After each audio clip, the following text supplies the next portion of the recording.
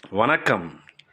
நமது சசிகாந்த் செந்தில் எம்பி அவர்கள் ஒரு உண்ணாவிரத போராட்டத்தை ஆரம்பிச்சிருக்கிறார். எதுக்காக தெரியுங்களா? தமிழ்நாட்டுக்கு வழங்க வேண்டிய கல்வி நிதியை ஒன்றிய அரசு தரல. மும்மொழி கொள்கையை அமுல்படுத்தினா தான் தருவேன்னு சொல்லி 2000 கோடிக்கு மேற்பட்ட பணத்தை நிறுத்தி வச்சுக்கிறாங்க. எவ்வளோ முறை கேட்டும் தராத அதெல்லாம் என்ன பண்ணாங்க, மாநில அரசு ஸ்டாலின் அவர்கள் மாநில ஃபண்ட்லேருந்து கொடுத்து நடத்திட்டு வராங்க. இது ஒரு எம்பியாக எவ்வளோ போராடியும் டெல்லியில் காதில் ஏறல. அவங்க எப்பயுமே அது காது கொடுத்து கேட்கவும் மாட்டாங்க, அதுக்கு பரிகாரம் செய்ய மாட்டாங்க. அதனால் அவர் ஒரு எம்பியாக தன்னுடைய தார்மீக கடமையாக இந்த போராட்டத்தை உண்ணாவிரத போராட்டத்தை முன்னெடுத்துக்கிறாரு. நீங்கள் ஆச்சரியப்படலாம், காங்கிரஸுக்கு இப்படியெல்லாம் பழக்கம் இல்லையே, இந்த மாதிரிலாம் போராட்டம் நடத்த மாட்டாங்களே, அவங்களுக்கு இந்த மாதிரி எஃபோர்ட்லாம் போட மாட்டாங்களேன்னு கேட்குறீங்களா? இவர் பரம்பரை காங்கிரஸுக்காரர் இல்லை, நீங்கள் நினைக்கிறது கரெக்டு தான். இவர் ஒரு ஐஏஎஸ் அதிகாரி. கர்நாடகாவில் 10 வருஷம் 15 வருஷம் அதிகாரியாக இருந்தவர். நாட்டில் நடக்கிற அநியாயத்தை கண்டு பொங்கி எழுந்து நீதிக்காக போராட பதவி தூக்கி எறிஞ்சார். ஐஏஎஸ் பதவி தூக்கி எறியறதுக்கு யாராவது மனசு வருமா? இவர் பண்ணார். காங்கிரஸை இணைச்சி இன்றைக்கி பல போராட்டங்கள் எடுக்கிறாரு. அதாவது வியூக அமைப்பாளராக காங்கிரஸுக்கு பல தொண்டுகள் செஞ்சுக்கிறாரு. இன்றைக்கி தமிழ்நாடு காங்கிரஸில் உருப்படியாக ஒரு காரியம் செஞ்சுக்கிறார். ஏன்னா இதெல்லாம் அந்த கலாச்சாரத்தில் இல்லாதது. அதனால் எல்லாம் ஆச்சரியப்படுறாங்க. மீடியாவும் சரியான அளவுக்கு ஃபோக்கஸ் பண்ணல. இதை விட முக்கியமான விஷயம் என்னென்னா, தமிழ்நாடு காங்கிரஸ் தலைவர் இதுக்கு ஆதரவு தரலையாம். தமிழ்நாடு காங்கிரஸ்லேருந்து ஒருத்தரும் போய் அது கூட நிற்கலையாம். இது இந்த கொடுமையை எங்கே போய் சொல்கிறது? அதுக்கு அவர் சொன்ன காரணம், காங்கிரஸ் தலைவர் செல்வ பெருந்தகை, ராகுல் காந்தி முன்னெடுக்கிற வாக்கு திருட்டு போராட்டத்தை மடைமாற்றும் வகையில் இருக்கிறது, கண்டிக்கிறேன், உடனே வாபஸ் வாங்கன்னு சொல்கிறாரு. அவர் நடத்துறது பீகாரில். தமிழ்நாட்டுக்கு அதுக்கு என்ன சம்பந்தம்? தமிழ்நாட்டு பிரச்சனையை எடுத்தால் தானே காங்கிரஸ் போய் ரீச் ஆகும். எவ்வளோ நீங்கள் பிரச்சாரம் பண்ணாலும் இந்த மாதிரி முன்னெடுப்பு போராட்டத்தில் தான் மீடியா மூலியமாக தான் மக்கள்கிட்ட கொண்டு போய் சேர்த்த முடியும். அதனால் இது மிகச்சிறந்த ஒன்று. தமிழ்நாடு மட்டும் இல்லை, பல மாநிலத்தில் காங்கிரஸ் இயங்கவே இல்லை. காரணம், அதுக்கு பின்னாடி ஒரு மிகப்பெரிய ராஜதந்திரம் இருக்குது. ஆப்போசிட் பார்ட்டியான பிஜேபி கிட்ட தான் அந்த விஷயம் சூத்திரக்கயிறு இருக்குது.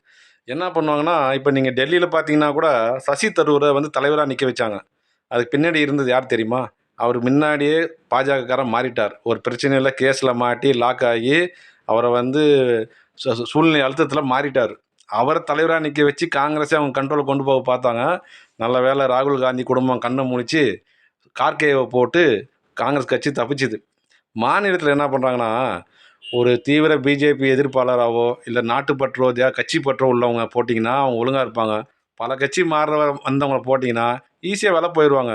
ஒரு மாநாடு, பேரணி, ஊர்வலம், போராட்டம் மக்கள்கிட்ட போய் சேர்ற அளவுக்கு ஒன்றுமே கிடையாது. இவங்களோட ஆப்னட்டான பிஜேபி பார்த்தீங்கன்னா, என்ன கிரவுண்ட் லெவல் ஒர்க்கு, என்ன ஏங்குறாங்க. ஒரு மாநில கட்சி அளவுக்கு அவங்ககிட்ட வேகம் இருக்குது. திமுகவே சில நேரத்தில் மிரள்ற அளவுக்கு இருக்குது அவங்க நடவடிக்கை. அவங்களுக்கு 100 மார்க் போட்டால் இவங்க 2 மார்க் தான் போட முடியும். காரணம், இவங்க இயங்க விடாமல் அது முடக்கி வைக்கிறாங்க. பல விதமான தந்திரங்கள் இருக்குது அதில். இதுக்கு முன்னாடி இது நடந்ததுங்க. நரசிம்மராவ் காலத்தில் நரசிம்மராவ் தீவிரமான ஆர்எஸ்எஸ்காரர். எப்படின்னா, அவர் கூட இருந்ததெல்லாம் சுப்பிரமணிய சுவாமி, சந்திரா சுவாமி. அவங்க தான் அவர் இயக்குனதே. சுப்பிரமணிய சுவாமிக்கு அவர் பெரிய பதவி கொடுத்து கேபினெட்டில் கூடவே வச்சுருந்தார். காங்கிரஸே அப்போ யார் கண்ட்ரோல் இருந்திருக்கும் பார்த்துக்கங்க. அந்த நிலைமை திருப்பி வராமல் காப்பாற்றப்பட்டது. மாநிலத்தில் இப்போ சசிகாந்த் செந்தில் மாதிரி நல்ல தலைவர், யூத்து, இந்த பழைய விஷயங்கள் இல்லாமல் புதுசாக சிந்திக்கக்கூடியவங்களெல்லாம் போட்டால் கட்சி இங்கே நல்லா வளரும். தமிழ்நாட்டுக்கு பாஜகவுக்கு அண்ணாமலை கிடைச்ச மாதிரி காங்கிரஸுக்கு சசிகாந்த் செந்தில் சூட்டாக இருப்பார். அவருக்கு தலைவர் பதவியோ இல்லை டெல்லி லெவலில் பதவி கொடுத்து அவரை யூஸ் பண்ணிங்கன்னா காங்கிரஸுக்கு ரொம்ப நல்லது. இல்லைன்னா என்ன பண்ணுவாங்க தெரியுங்களா? தேர்தல் வரப்போ மட்டும் எல்லாமே வருவாங்க. எனக்கு வாக்கு வங்கிக்கு சம்மந்தம் இல்லாமல் இவ்வளோ சீட்டு கொடு, அவ்வளோ சீட்டு கொடுன்னு கூட்டணி கட்சி தொல்லை கொடுத்துருப்பாங்க. கொடுத்தாலும் ஒழுங்காக வேட்பாளர் போட மாட்டாங்க. இந்த கூத்தெல்லாம் நிற்கணும்னா இன்றைக்கி அப்டேட் ஆகணும் காங்கிரஸ். அதுக்கு சசிகாந்த் செஞ்சு சரியான தேர்வாக இருப்பார் நான் நினைக்கிறேன். இன்னொரு விஷயம், இப்போ சீமானுங்கிறார் இல்லையா, அவர் சோனியா காந்தி அவதூறாக கீழ்த்தரமாக பேசினார். இத்தாலி நாட்டு கிறித்துவர், உங்கள் அத்த மகளாடா இப்படி சுற்றி வரீங்களேன்னு கேட்டார். எந்த காங்கிரஸ்காராவது பேசினாங்களா? திக கட்சிக்காரங்க கூட வீடு வரைக்கும் போராட்டம் நடத்தினாங்க. இவங்க வாயை கூட திறக்க மாட்டுறாங்க. திருச்சி சிவா ஒன்றுமே சொல்லலை.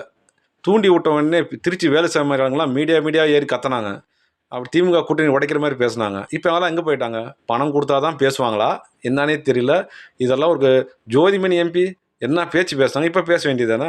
பேச மாட்டாங்க. எல்லாமே நடக்கிறதெல்லாம் ஒரு கூத்து தான் நடக்குது. இந்த டோல்கேட் உயர்வு போராட்டம் அது ஒரு இது. காங்கிரஸ் கட்சியில் காலத்தில் டீசல், பெட்ரோல், சிலிண்டர்லாம் மானிய விலையில் கொடுத்துருந்தாங்க. அதெல்லாம் இவங்க நினைவுபடுத்தி போராட்டம் நடத்தணும். வாக்கு சாவடி முகவர்களையாக தேடி பிடிக்கணும். கட்சி இயங்க வைக்கிறதுக்கு புது தலைமை தேர்தல், புதிய ரத்தம் பாய்ச்ச வேண்டியது தேசிய தலைமையுடைய பொறுப்பு. சரி, சசிகாந்த் செந்தில் அவர்களுடைய போராட்டம் வெற்றி பெறவும் அவருக்கு நல்ல நல்ல துணையாக மாநில கட்சி இருக்கவும் ஒரு ஆலோசனை துணையாகவும் இருந்து வெற்றி பெற வாழ்த்துக்கிறோம். சரி, நன்றி, வணக்கம். பிடிச்சிருந்தா லைக் பண்ணுங்கள், ஷேர் பண்ணுங்கள், கமெண்ட் பண்ணுங்கள், முக்கியமாக சப்ஸ்கிரைப் பண்ணுங்கள்.